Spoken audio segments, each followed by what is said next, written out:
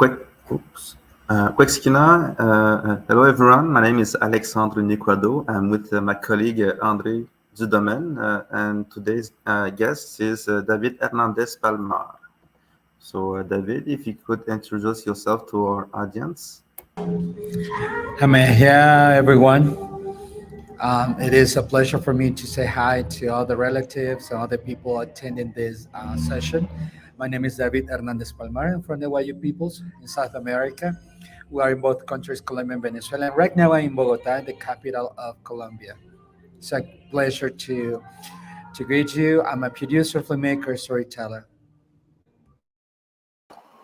Yes, we are old acquaintance and friends, David and me, since you came in Montreal for the first time if I remember well, in the last century for the festival Présence Autochtone.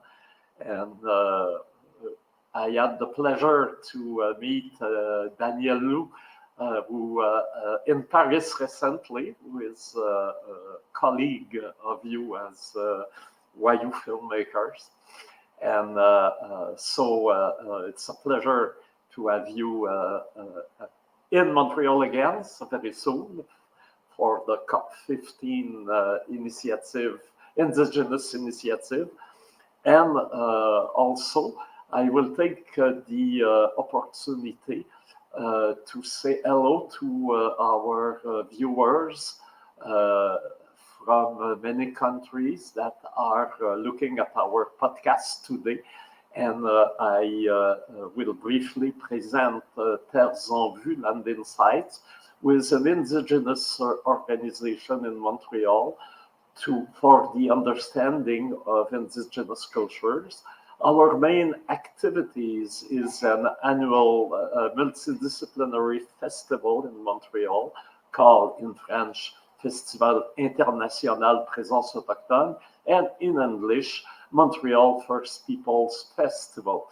We have many activities during the festival, concerts, exhibition, and also an important film and video sections where we have welcomed several times David Hernández Palmar, who is a famous filmmaker in the indigenous world in North America and beyond. So I invite you to go to the site of Présence Autochtone if you want to know more about us. But we are here first of all to hear about you, David, and of course we will speak later of the action that will take place very soon in Montreal.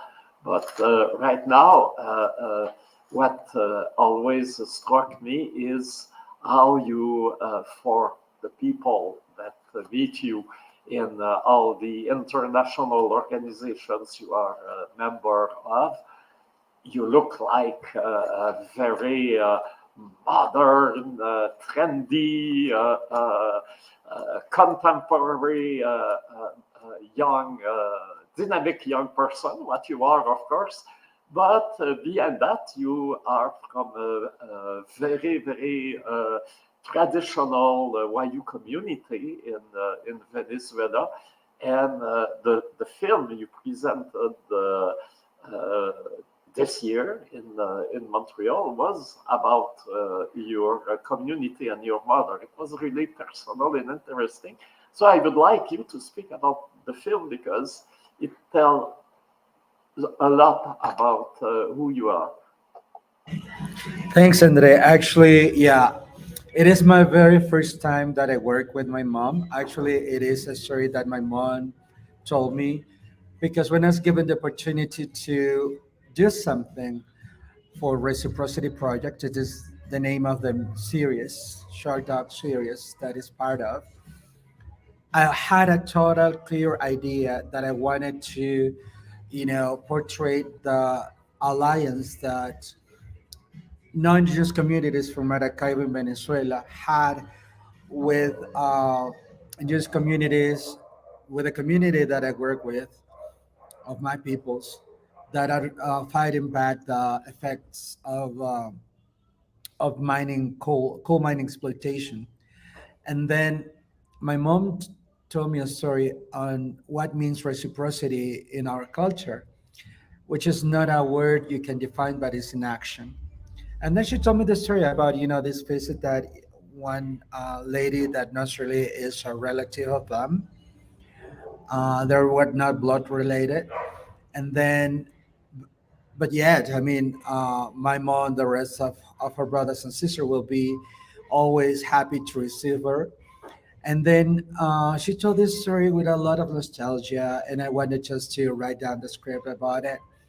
And also it was a reflection that came in the midst of the pandemic. And I wanted also to point out that in the pandemic we had a lot of reflections on the stories we stopped to talk about, or stories that were there within, but within necessarily we're visiting. And so it was opportunity for me just to hear my mom. It was opportunity for me to work within the pandemic. It was really stressful because we didn't want anyone to get sick with COVID. But there were a lot of concerns about doing the film in terms of producing logistics. But at the same time, we were keen to do the story. And so the story is a very, very humble story for kids. That's something that I learned afterwards. It's for everyone, but now kids are liking it a lot in the communities. And for me, it was the first time also that I was happy to do a script on my own. And that's something that I was happy to do that too, because I come from the world of documentary, and it takes a lot of time, a lot of reflection, a lot of relationships for you to craft a documentary in a very respectful way. And then I had to reflect on the memories of my mother just to have this short film done. And it's been going all over the places, and I'm really happy that other relatives from other communities and nations they feel related to the story, even though it is different by region, different weather, different culture, different language. Still, the need of you know identifying the love that elders can have among themselves, amongst their siblings, and younger generations. To see how they can show affection within themselves by also learning about reciprocity. It was something that I had a lot of great fun and time just to do it. Yeah.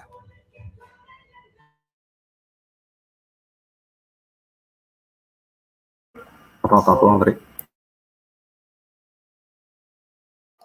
Yeah, and this beautiful short film can be seen on YouTube in Wayuu language. It's important to tell it. It's all in indigenous language, but there is also, I saw it, French subtitle version, and of course an English subtitle version, all available on YouTube. Alexandre will put the link in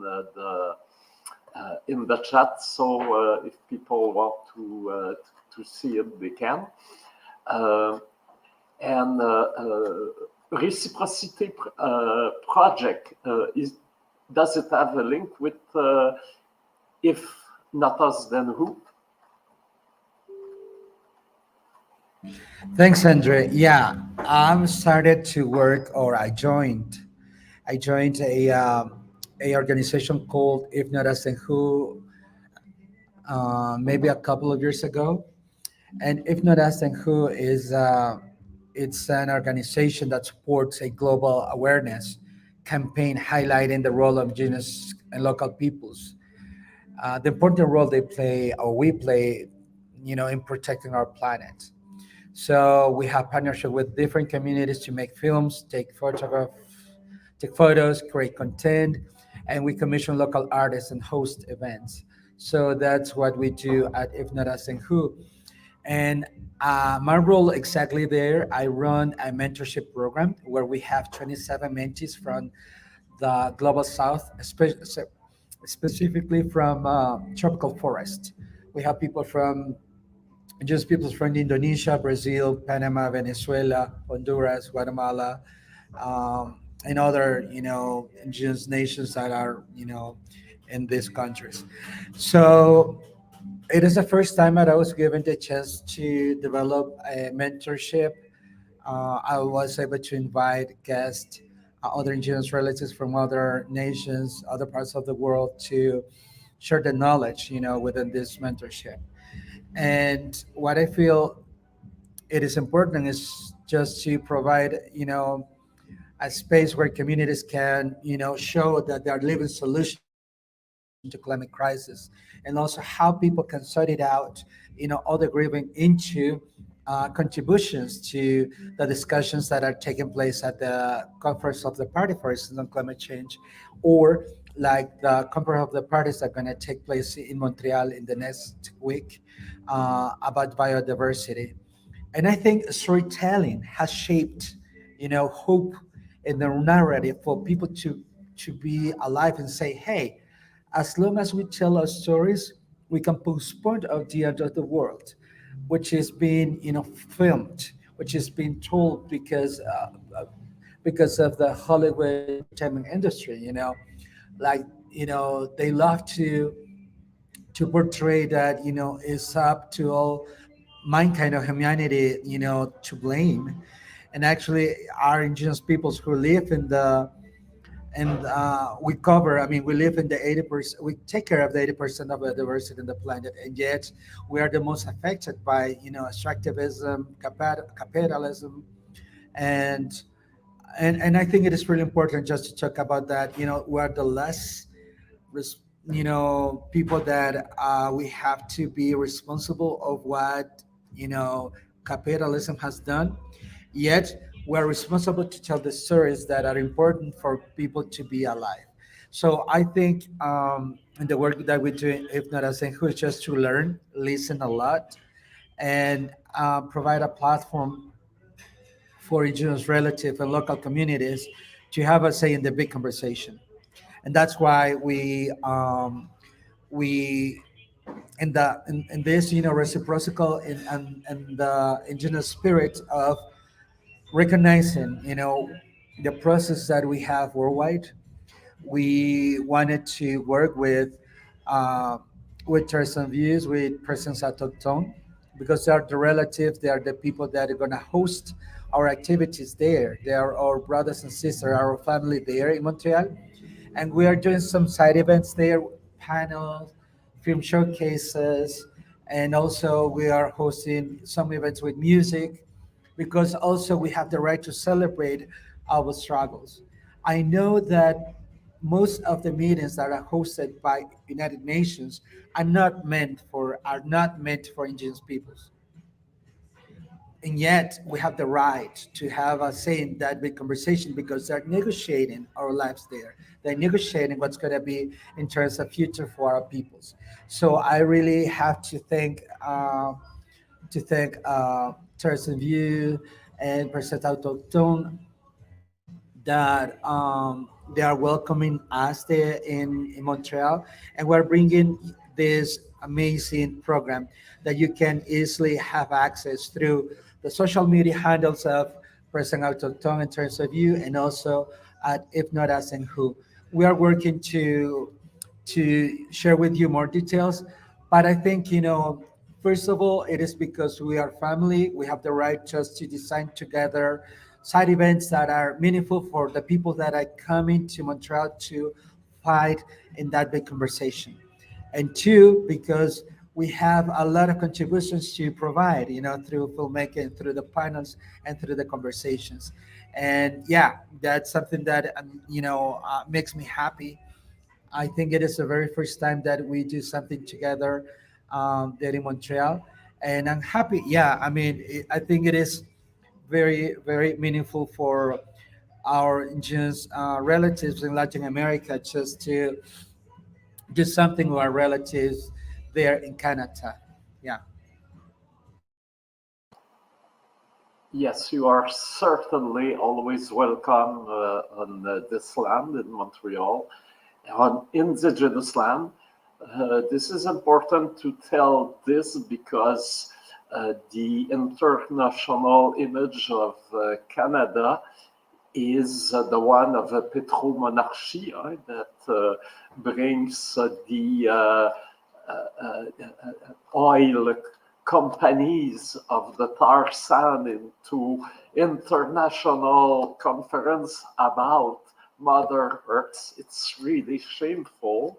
And of course, behind that bad image that our government give of the country, this country is an indigenous land, and there is a lot of people that care and that are that don't feel recognition when they hear our Canadian government or even at the provincial level speaking about environment, when they are not doing the steps they had to take right now.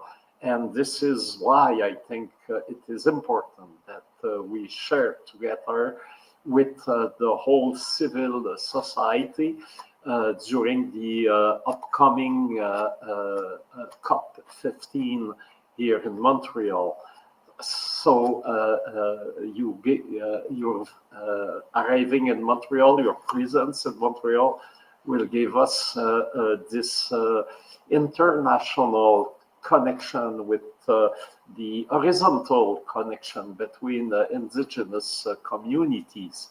And this is really, really important. Can you give us a glimpse of what we can expect? Thanks, Andre. And yeah, and I want to reiterate as well as Andrea just mentioned, Canada as country is based on indigenous land, to the island. And, this is something we wanted to vindicate in this conversation. Yeah, I mean, I think one of the most expected discussion, it is the link that indigenous culture has with biodiversity, what that means. And I'm gonna be part of a panel where I'm gonna share why communication is so crucial in teaching the rest of the people the links, that culture has with the biodiversity. For instance, there is a notion that on just peoples will speak the language, and I wish it could be true. And then we have to recognize, the effects of colonization and peoples having taken the language away. And maybe because of boarding schools in the case of North America, maybe because they were, taking away the lands anywhere on the world. And that's something that we want to just recognize, because every time we get our indigenous relatives displaced or forcibly relocated from one place to another, they lose the chance to grow their food, they lose the chance to grow their medicine. What that means, they can no longer name a food or a medicine because it's gone. And the vocabulary is decreasing because of that. And that is the effects of climate change. So climate change is one of the most um, impactful reason on why indigenous languages are disappearing. And that I wanted just to make sure that our viewers have access to this information. And also, like, for us to elaborate the actual link that culture has with biodiversity, that will make other people to have different approach, maybe a more political approach to language and to biodiversity. And well, and just people are expecting also to see if they can push all the money that was promised by the CBD, by United Nations, for protecting the biodiversity. I know that is very abstract to think, how can we protect biodiversity with money, you know? And yet that money can be used for training, and yet the money can be used for, programs that are designed for indigenous peoples and communities. That's one. So for me, as a storyteller, the most important thing, or one of the most important thing, is just to make clear this message that indigenous communication, indigenous storytelling has shaped hope for indigenous peoples, while we are fighting to have a say, to have our voice in the big conversation. The storytelling has shaped the ways to understand, climate change and biodiversity as a narrative, and that's something that communication doesn't solve, but it is solved and sorted out by indigenous storytelling. I think, hope is really important for people to keep on during the struggle, and that's we can expect in this session, Andre. The indigenous caucus are gonna start their meeting tomorrow, so they can go over the documents that can be negotiated or discussed, because for people that they don't know what that means to have a clean document, when a clean document is passed, it means that states and NGOs and indigenous peoples have discussed everything. There's no brackets. But when it's a document that has brackets, it's something that has to be discussed, and there are documents out there that has to be discussed. So I would love to invite to the viewers to again to check on the program that we have. Is Our program is not based on what is CBD about, the Convention on Biodiversity, but it'll be more like what is people doing, what indigenous people doing in regards of protection of their territories, in protection of the imaginarians, in protection of the storytelling rights to have a say.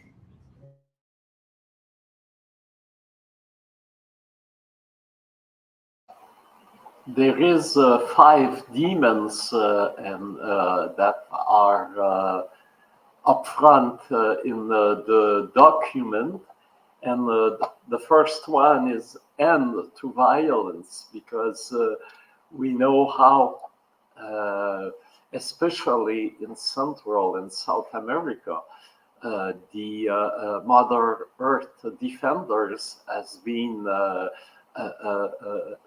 hurt or killed in with the complicity, often the complicity of the local authorities and of the multinational company that try to grab the land. And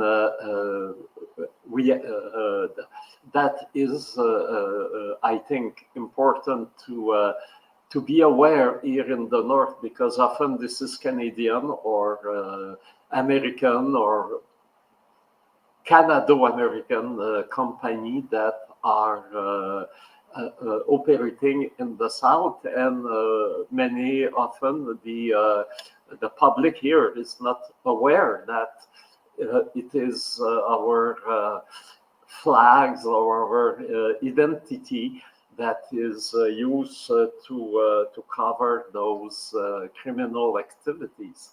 So I think it is a very important, and I would like you to speak about it, and also to tell us if the change of government in Brazil opens for you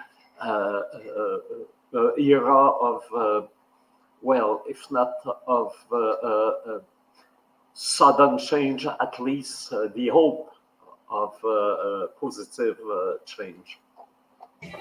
Thanks, Andre. Actually, yeah, you mentioned something when we started the conversation that Canada has a very good work in terms of how to portray the country. A friendly, sustainable country, respectful on the rights of indigenous peoples, and yet not only people in South America or in Latin America, but also indigenous peoples in Canada are affected by, this notion that Canada is really respectful to the rights of indigenous peoples.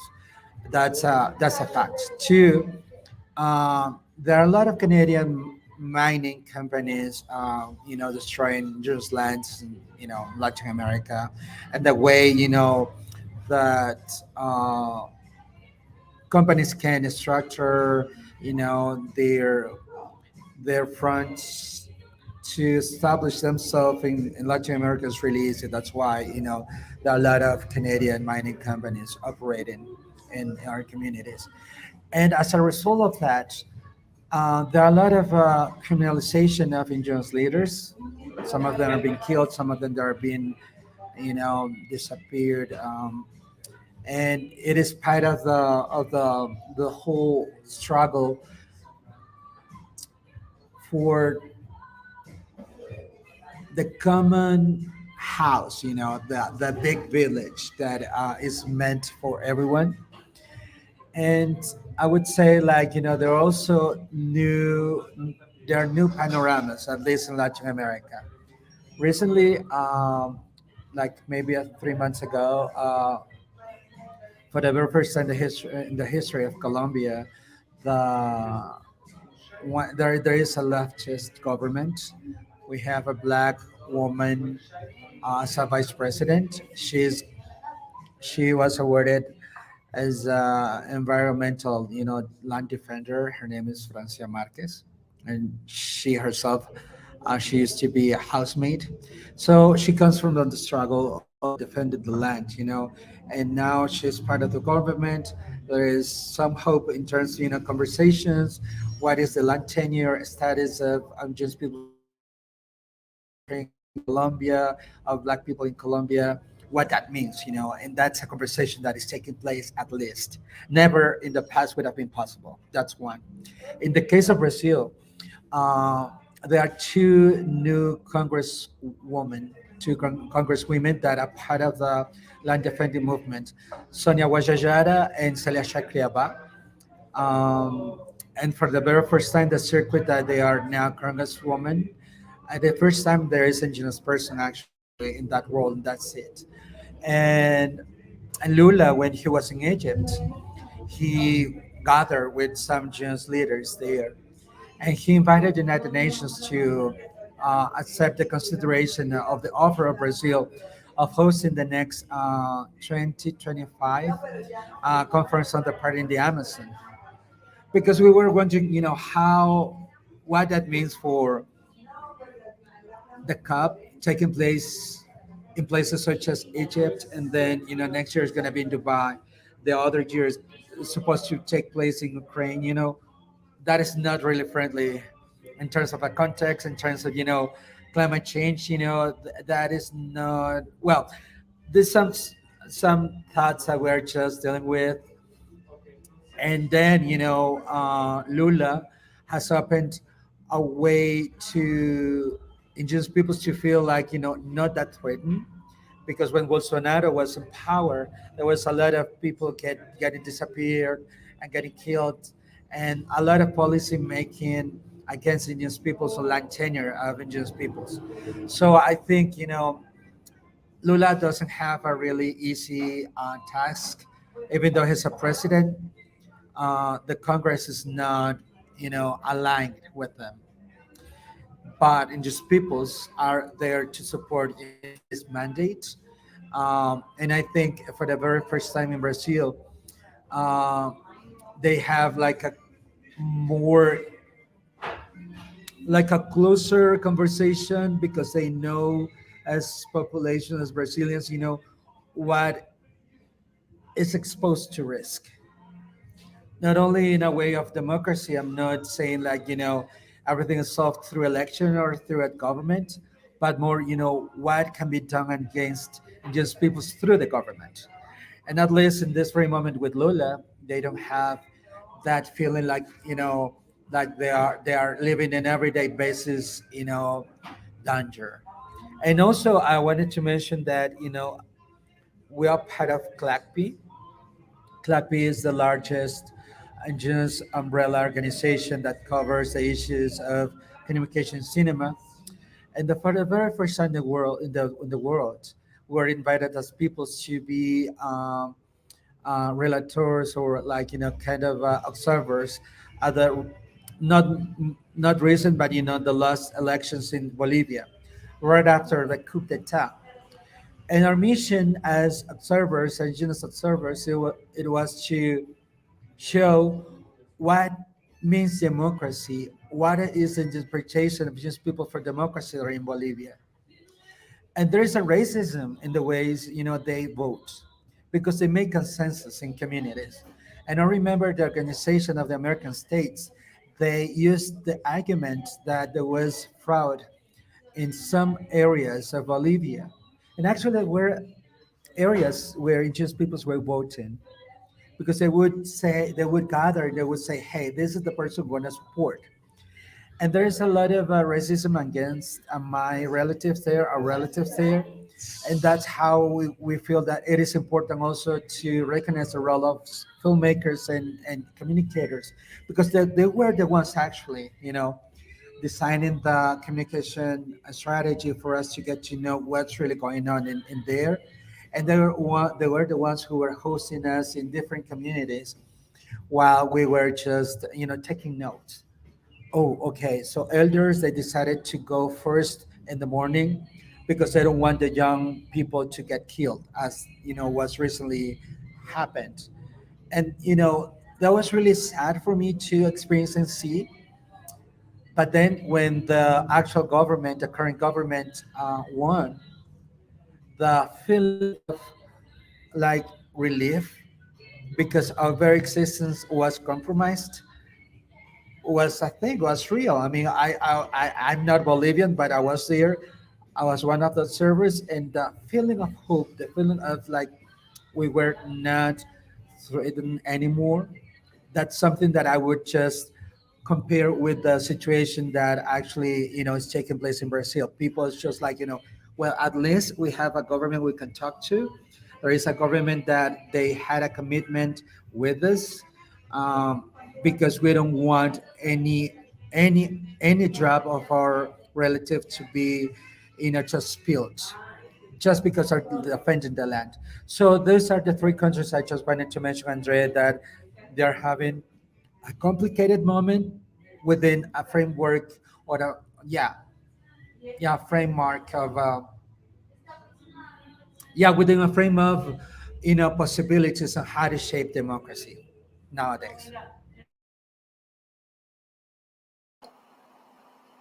Speaking of CLACPI, who is for the audience, the coordination in Latin America for indigenous communications and media and cinema producers and creators.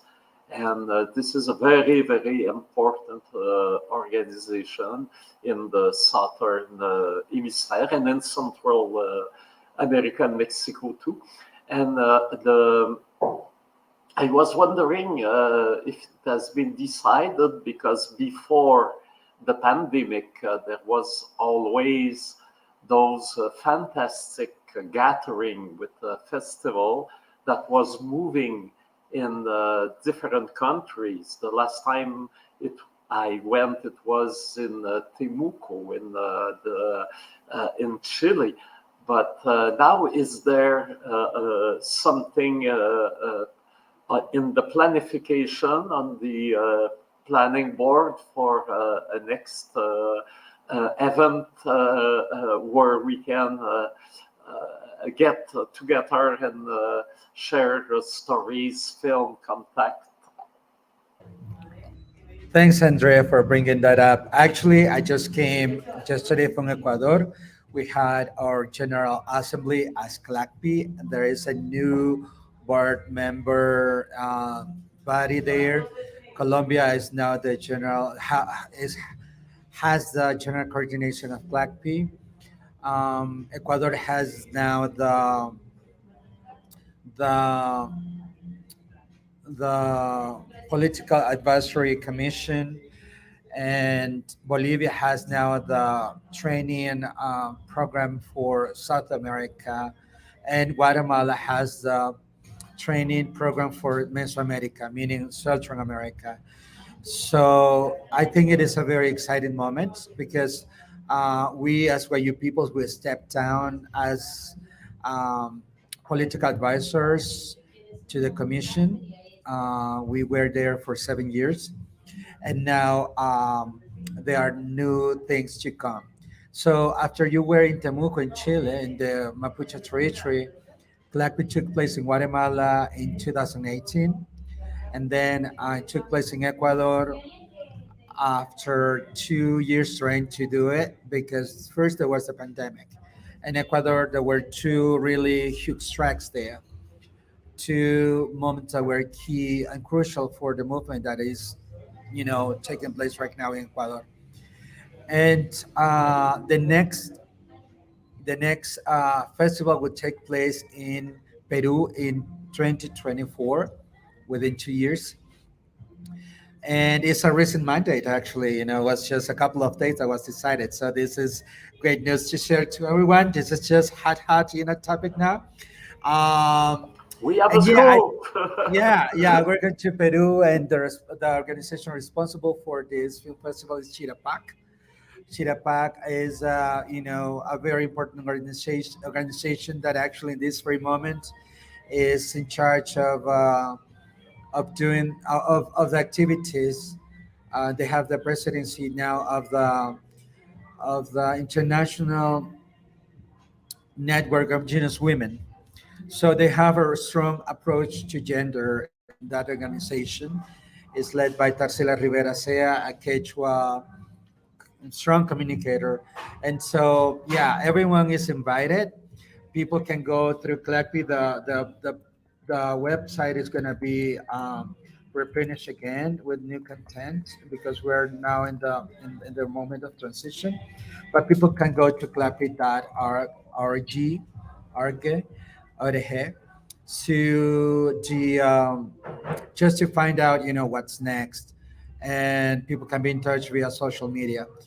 And yeah, CLACPI is made up of 50 organizations, including collaborators outside of Latin America. We have collaborators from New Zealand, we have collaborators from England, and collaborators from Basque Country and Catalonia. Because also there's something that makes me really happy is that even though Catalonia or Basque people, they don't use the category of indigenous peoples, but they have a special approach to language because they have their very own language. They are peoples too, and so the way for us to relate through cinematography, and that's a political approach we have, and that's something that we are proud to share, and we practice that horizontal approach on how to relate to other peoples, despite of the context of the country they come from. And that's something that I just wanted to share with the viewers that CLACPI will be doing its thing, and also like one recent task we did is just to launch and present at the Human Rights Council in Geneva the status of of the Black Indigenous communicators in Latin America, what it takes for us to do film, what it takes for us to do communication, what it takes for us to tell a story. So the status is how there is a lack of policy making and protection of indigenous communicators, and also what is the the the types of violation that take place against indigenous peoples and black communities. And it's a very important document that people can access through the link that I'm gonna share with you. Uh, and and yeah, people can just see what's up with that and what that means. People can just download a PDF for free. So people can see, which countries, they have this affection.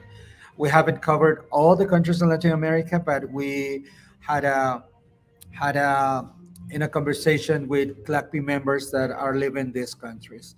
And yeah, Andre, I think it is a very important moment.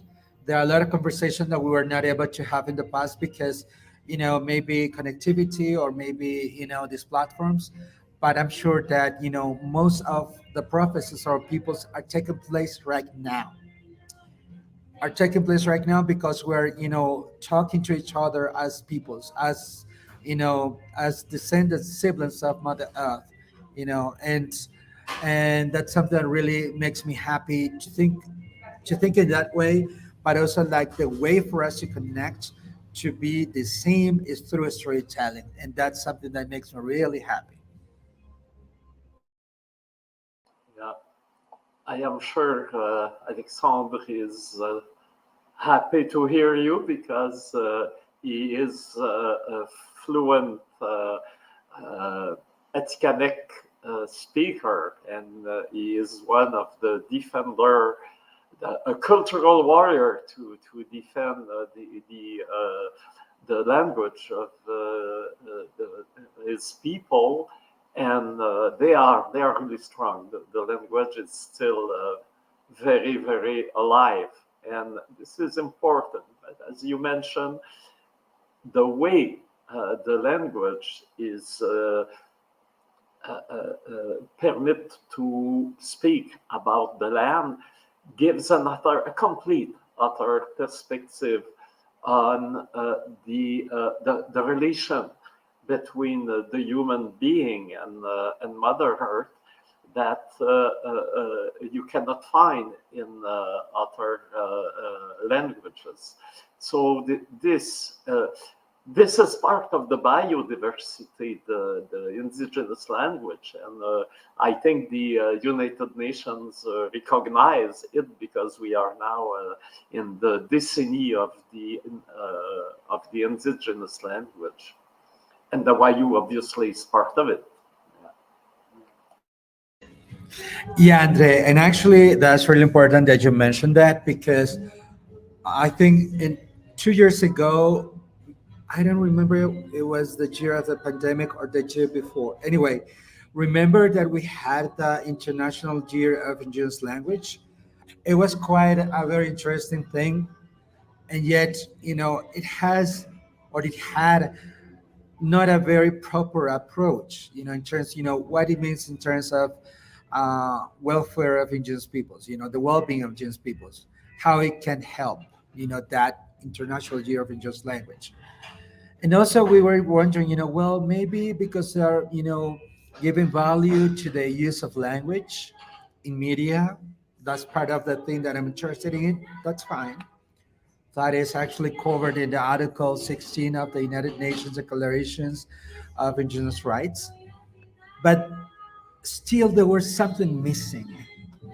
And then the International Decade of Indigenous Languages has a total and different political approach.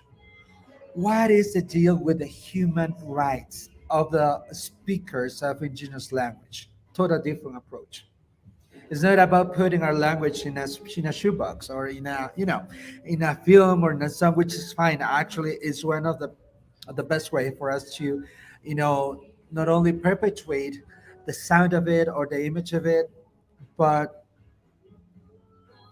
the thing is, what is the status of the basic human rights of the speaker of the languages, and then you can break down, the realities: land tenure, access to running water, access to health, access to education, you name it.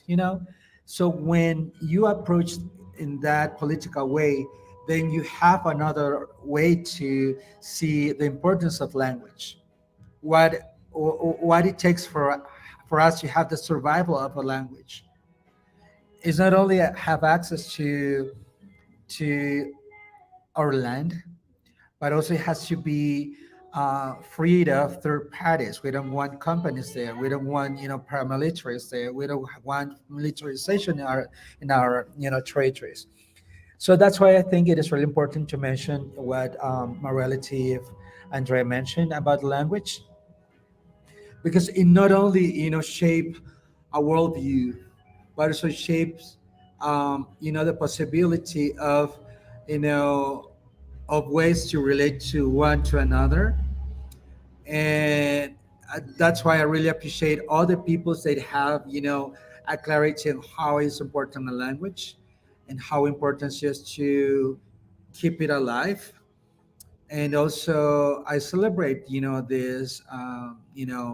this decennial, this international decade, because it's not that we are going to solve the whole thing just because we have, the celebration, but within that political framework we can, you know contribute, or just, propose, um, contributions to the policy making. Sometimes states are really great in terms of hijacking, the things we do, and then, yeah, we pay attention, yeah, we have money for the dissemination of language. But when it comes to time for, getting the rights of news people guaranteed, there is a huge gap, and there is a huge reality that is really horrible. And that's when, again, I find this moment, I find these possibilities, I find this, um, work we're doing together really helpful, really meaningful, and really powerful, because, maybe we were just, thinking that cinema doing showcases, that was the only thing to do years ago. And yet we were always discussing, politics, governments, and we were always, discussing, something that I would also love to invite everyone, all the viewers. We're going to host on October, sorry, December 10th. We're going to host a panel on the role of storytelling, the transformative cinema. And from Latin America, it is really important to understand how our indigenous relatives in Canada, in this case, they have been able just to create imaginaries with hope of love through, filmmaking while healing traumas. And for us, really important to learn more, what meant, for instance, boarding schools, not because we want to just go deep in the grieving, but more like what is the role of storytelling for this very moment that just relatives are they are starting the life out, out of the grieving. There is a lot of hope. So, yeah, we're gonna have that panel. Please follow our social media handles, at Person Autochthon and Test of You, and also at If Not Us and Who, where you're gonna have access to the details, where it's gonna be, at what time. And André is gonna be, our host there. He's gonna be moderator. And I think it's really important also to understand that, we use storytelling to understand who we are as peoples, and to understand that it's always hope for us to be alive. Because, one thing that capitalism or the system has not been able um, to do is to exterminate our capacity of creating hope, our capacity of healing, our capacity of, having that option. I know that there are some relatives that, are affected because of the system. There's also a high rate of, suicide, in our communities. But cinema has been the key role process to decrease that, because through cinema, through storytelling, we feel that our stories are valuable. Our stories are meant to be told just because we breathe. Just because of that, our stories matter. And that's something really important. That's something that, always makes me happy to celebrate. And that's why, we're doing this, joint, program together between Person Out of Tongue and Choice of You, and If Not Us and Who, for all the viewers, or for the people in Montreal, in other areas nearby. Please come join us at our village. You're going to have really good content there. Not only films, as I said, also you're going to have access to music and these really beautiful panels. And yeah, please join us. And Andre, I would love to also, like, thank you very much indeed. Because, when things are meant to be done, are meant to be, things flow, flow as the river flows. So I feel this is something that is coming on really, really beautiful. Yes, in Canada now we speak about narrative sovereignty.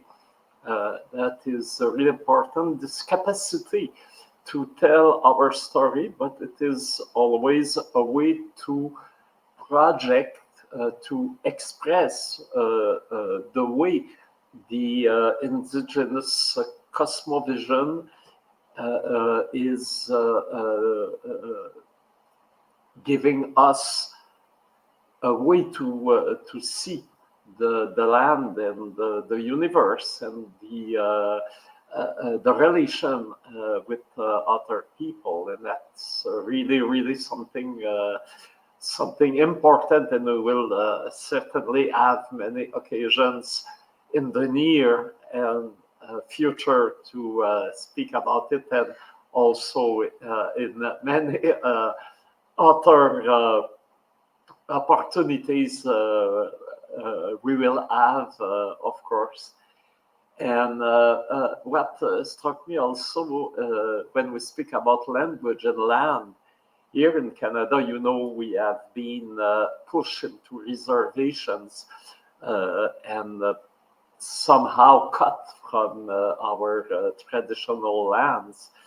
And the language in the community became poorer because of all the subtleties and the depth of the ancestral languages. It are always related to the land. Not Shimmick, and now we know that if we want the young people, and there is a lot of work that are taking place now, if we want the young people to integrate and to learn and to develop the language, they have to be connected to the land. It cannot be only in a school room. It has to be also with a longer connection to the traditional territories. Yeah, that's right, Andre. And I think, storytelling save lives. Storytelling give us the value that we have. Storytelling also breaks down the notion that we cannot, turn the house of the master away. But actually, sometimes I think they are not, these tools, they are not the original owners. We are the original owners. So for me, just like, to celebrate that, it means, it makes a lot of sense. It makes a lot of meaning when we use technology, not only the device, but the way we approach technology to break down all these notions, that is something like is not meant for us, but we're the original storytellers. So I think it makes a lot of sense that, we have really beautiful films. Doesn't necessarily mean, like they are meant to participate or create or compete in the entertainment business or industry. But I think, um, there have been a lot of grievance, there have been a lot of our people that their life is compromised on the everyday basis. And the least thing we can do is explode of love to honor by respecting, our ways to understand the world, to embrace storytelling, embrace the capacity we have to shape the narrative there. As you mentioned, narrative sovereignty, it is something that it's been built. It's been built on not only in arguments but in actions, um, because we have the capacity to have a say in the conversations. And I think it is a crucial moment for us, and we're sharing the link where you can have access to what is COP 15. you're gonna have I mean you can have access to our program that we're gonna do in Montreal starting December 6th till the 11th, and you can have access to I mean to those details and maybe information that you didn't get while we are having this conversation. You're gonna have access to it there in this link that we're putting there. Our village, that if not as a hood, that me and again for the viewers that are there.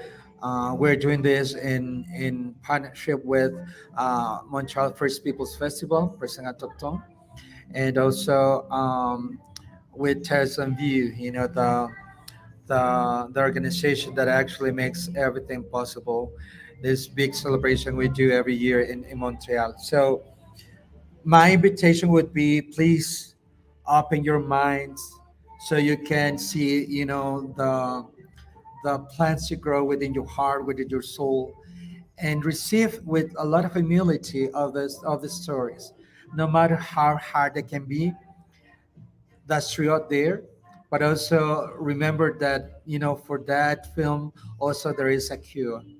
There is a healing process there, and I think it is really important just to be aware, just to be woke on the possibility. So people in Montreal, let yourself have an opportunity to enjoy the program and dance and watch films and get to know other indigenous leaders that are coming to the homelands of our native relatives there in Canada. And yeah, I really thank you very much, Andrea, for this beautiful conversation session. Andrea, for making this possible. Alexandre, thank you very much. I remember when in 2001, Rigoberta Menchú came to Montreal and opened the festival. She told us, and it was a surprise, we were not told before, at the opening. She took the mic and said, I will let in Montreal an award in my name for indigenous films. If we are not able, she told us, if we are not able as indigenous to recognize our own strength, our own excellence, we cannot ask the author to do it. And so since that time, each year we have a Rigoberta Menchú Award. And the last one this summer was given to a film called Power Lands about indigenous struggles around the world and filmed by a Navajo, a young Navajo woman who traveled all around the world to document indigenous struggles for the defense of Mother Earth. So the fight is going on, and we are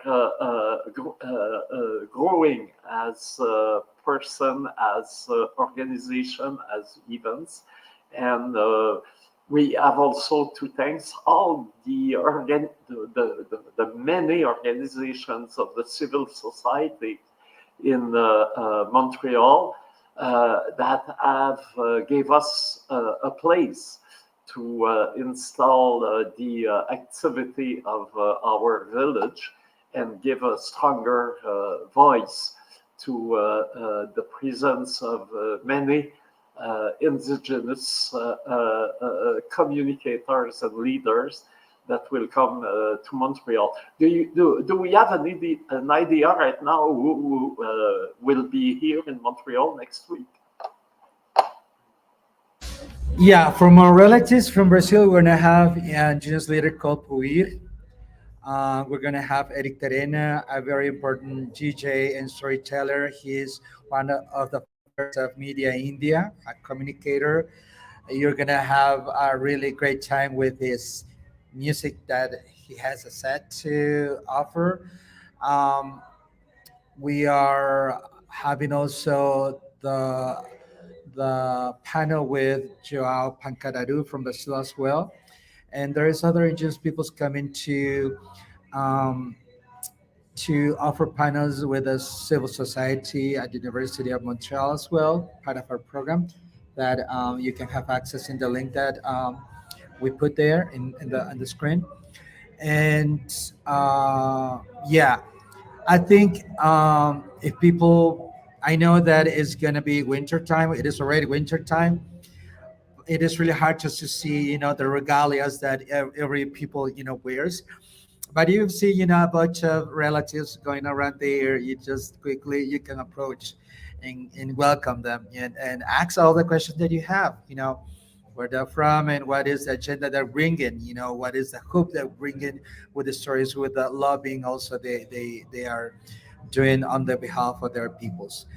And yeah, uh, it's going to be really powerful, and we're going to have also the participation of course, of the of the people that are from here too. The Mohawk people. We're going to have participation of the people from Kanawagi to be part of our program, and that's something that really makes us, excited, because we, as Indigenous Valley, we cannot go to a country to do something without the honors of the land.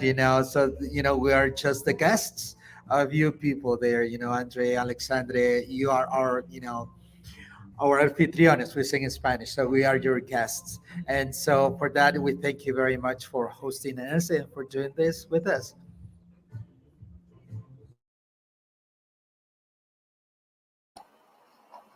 And you were speaking about Pancaru, people of Brazil, and the Brazilian Festival of Montreal will screen very soon a film about the Pancaru community. We will co-present it, and I try to find it in my email. But right now, I cannot.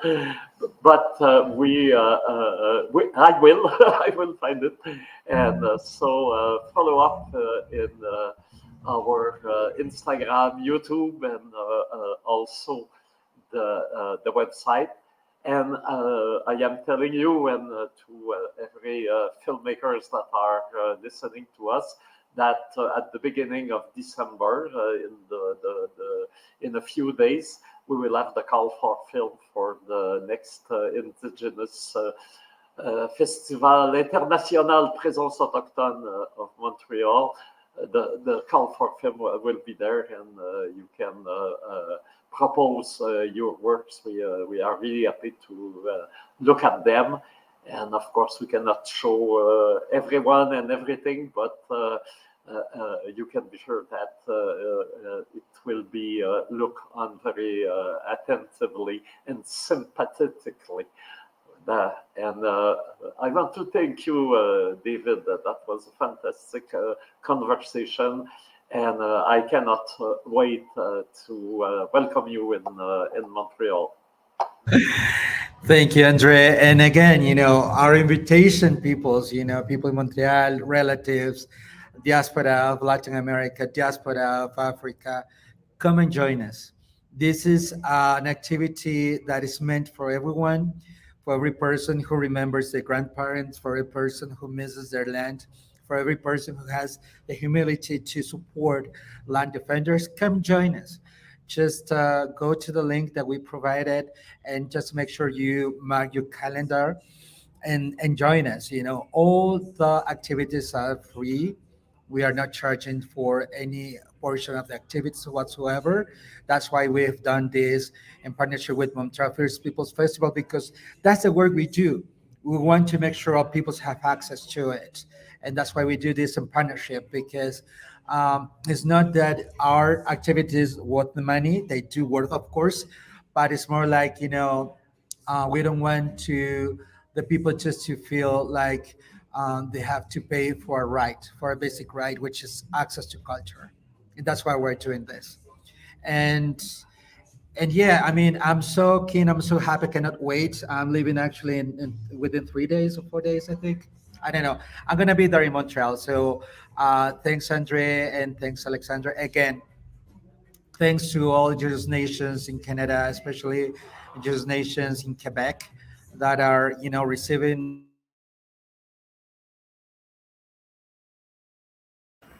It's very ambassadors, as is mentioned.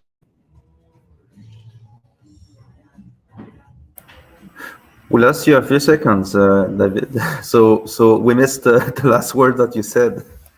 Yeah, like, well, thank you very much, all nations in Quebec. This is your homelands, and we're so proud and humbled um, to see this happening, and this, this, yeah, togetherness, this something together. People, come and join us. Alexandre, do you have something to add? I tried to translate climate change in different language, so it's very hard because it's not in the dictionaries, but I found it on the internet. Let me show you a link so you can see. This is a PDF as I found on the internet. Okay, and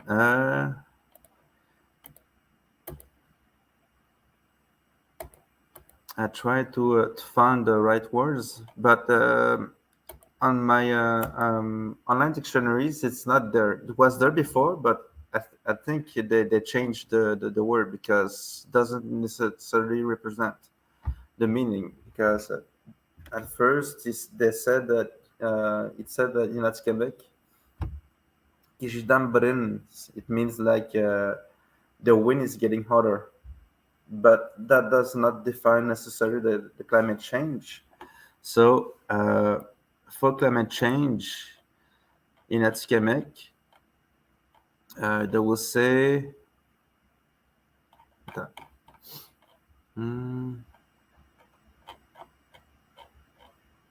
it was just here.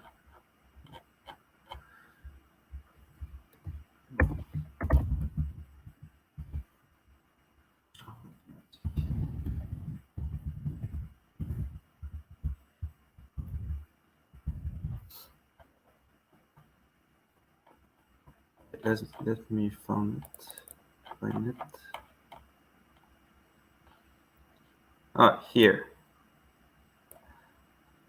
Do you see it, André? Tu vois bien? Okay. So climate change here in Anishinaabe, they would say ka ani pakanisek ejigishgak kakikak. It means like I see that this is the day, and akikak it's the earth or the territories. Yeah, it means something about land, and there's something that is changing. And in Atikamek, we would say emish kudibirik askik. Mesh kudibirik is like transforming or changing. Askik is the hurt. So it's something that changed the hurt. The hurt. Obviously, this is in Cree. I can read it. And in my moon, Eji mishkut benit Eji tishikak. Meshkujimenik is like transforming something, and Tishgak is the day was like the sun and the way the weather, I would say. But you can read it in the other language, so I can't understand those language what they said. So this is for my English language part.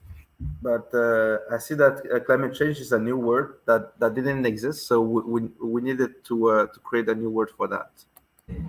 Thanks, Alexandre. And actually, just wanted to mention before we wrap up, is that, people, when how do they call climate change? Yeah, as you just read, it's really like, grounded to earth. Well, the wind is getting hotter. These metaphors are the way we approach based on the nature, but also, like, it is an effect based, let's say, configuration or setting of the language. Like, when you see a Jesus, um, grandma or a grandmother, when she shares the knowledge, well, this is the way I perform creation of earth. And then she speak the language, she do something, she perform, the healing of the earth according to the knowledge. But at the very end, as no, I'm not saying this is a conclusion, but I would say like the way we define climate change, it is based on the faction and on the facts, sorry, and in the facts, because effects were in our vocabulary, effects were in our the plan of our lives. You know what I mean? So I feel it's really important to point out that we don't define climate change as a natural thing that changes, but more what is the effect of it. And that's why we're just creating metaphor. Is affecting the way we are used to. The wind is getting hotter. This is changing the shape of the earth or the side of the health of the earth. So yeah, I really appreciate all the words you shared and all the knowledge of every nation you just mentioned. It's really beautiful. Thank you. Wait, so we're gonna show you a video that we've been keeping for the end. Well, we will see some of the images of stories of my mother. Maybe you can tell the title in Wayuu. I don't dare try to pronounce it. Yeah, Skuhurate. Skuhura means someone telling. Tain means my mother. So it means the stories of my mother or stories told by my mother. Skuhura Te. So we will see some images and give the links also to the viewers. That will be a good opportunity to get connected with the tradition and the land of Wayuu, and will give the people that will soon welcome you in Montreal a way to know you better.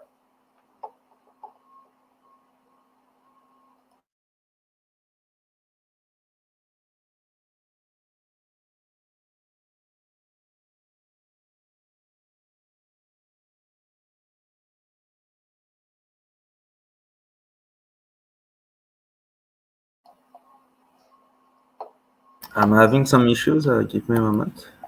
Okay. Take your time. So, David, you are in Bogota right now. Yes. Okay. Not far from your country.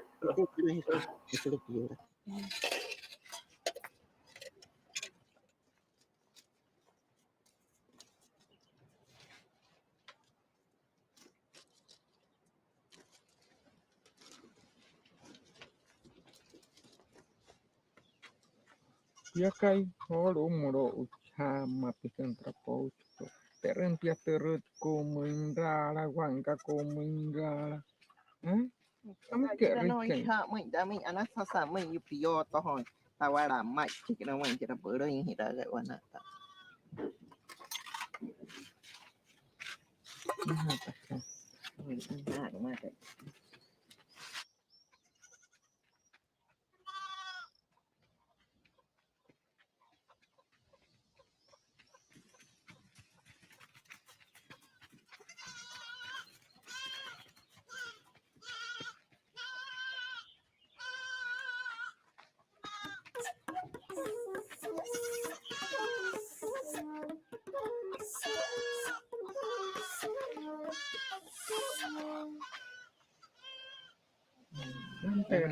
cái dây trên pin nó đi tệ rồi theo hết cái piao nó ra pa đơn tay nga hết số này cái ta là phải đi cái ổ kita ăn sao sao mà cũng nó tay ta chăng